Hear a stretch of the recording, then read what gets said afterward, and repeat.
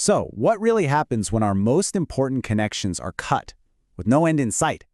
Today, we're going to explore this really deep psychological wound that affects so many people, especially inside the prison system.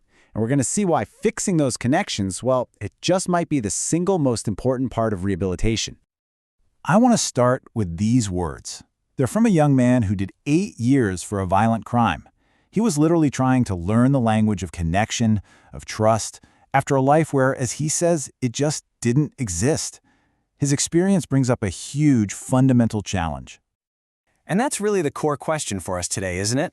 If relationships are the things that ground us, that give our lives meaning, what happens when they're just gone?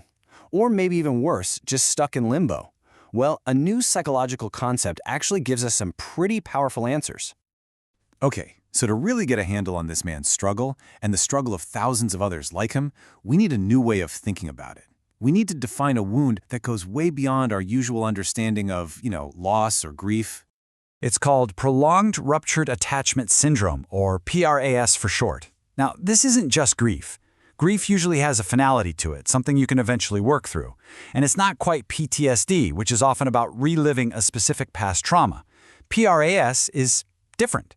It's the unique kind of pain that comes from a connection being broken without any clear endpoint, without any resolution. It's like a wound that's just held open indefinitely. And PRAS has a few key ingredients that make it so uniquely toxic. The psychological damage gets way more intense when the separation is forced on you, when you have no idea how long it will last, when there's absolutely no closure, and crucially, when it involves the people we are wired to be bonded to. A partner, a child, a parent. And you know what? There is one environment where all 4 of these features aren't just present, they're actually built into the system. And that place is prison. In the UK, a wild 96% of the prison population is male. And what that means is that within the justice system, this experience of PRAS is an almost exclusively male wound. And here's the thing, the problem is getting worse.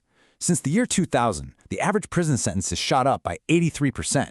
Longer sentences mean longer, more painful, and way more damaging breaks from family and from society. So here's a really crucial point. The pain of being in prison isn't just about losing your freedom. It's this complex, cascading series of losses that just cuts right to the core of who a person is. You can almost think of it with this simple but really powerful formula.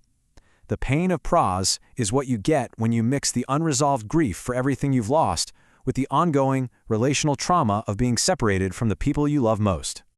And the scale of this loss is just immense. It's not one thing, it's everything. You lose contact with your kids, your home, your job, they just disappear.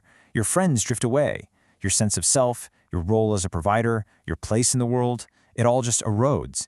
And each one of these isn't a separate problem. It's another severed connection, all piling on top of that core agony until for some, it even erodes the will to live.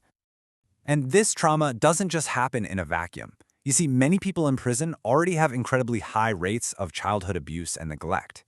So for them, prison doesn't create a new wound. It rips open an old one. And this creates this devastating cycle where these ruptured attachments can get passed down from one generation to the next. But, and this is a big but, in the middle of this really bleak picture, a major government report found something powerful. A simple idea for reform, a potential way forward. This is from something called the Farmer Review back in 2017. And the report argued there's a golden thread that should run through the entire prison system. And that thread is the idea that relationships are absolutely fundamental if you expect people to change.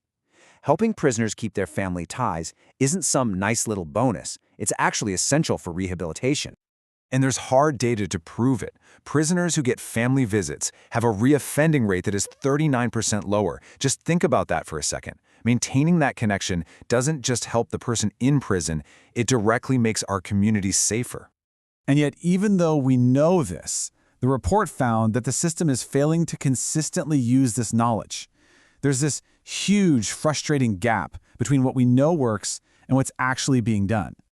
So if this pain is real and it has these huge consequences, how can we possibly figure out who is most at risk?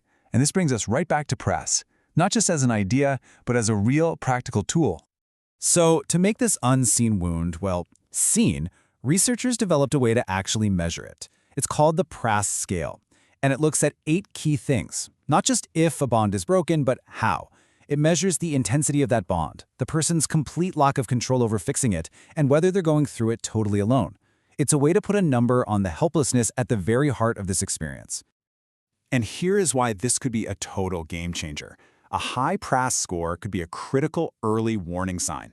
It could turn this abstract feeling of despair into a concrete piece of data that staff can actually act on. It tells them that setting up family contact isn't just a kind thing to do, it could literally be a life-saving intervention. This quote from a prisoner, it just gets to the heart of everything we've been talking about. This isn't some abstract policy problem. It's a desperate human plea. For so many, family connection isn't just a part of life, it's the only thing they have left. So we end with this question. If we know that strong relationships are this golden thread of rehabilitation, a thread that reduces reoffending and saves lives, then what can be done systematically to make sure that thread is strengthened, not severed, by a prison sentence?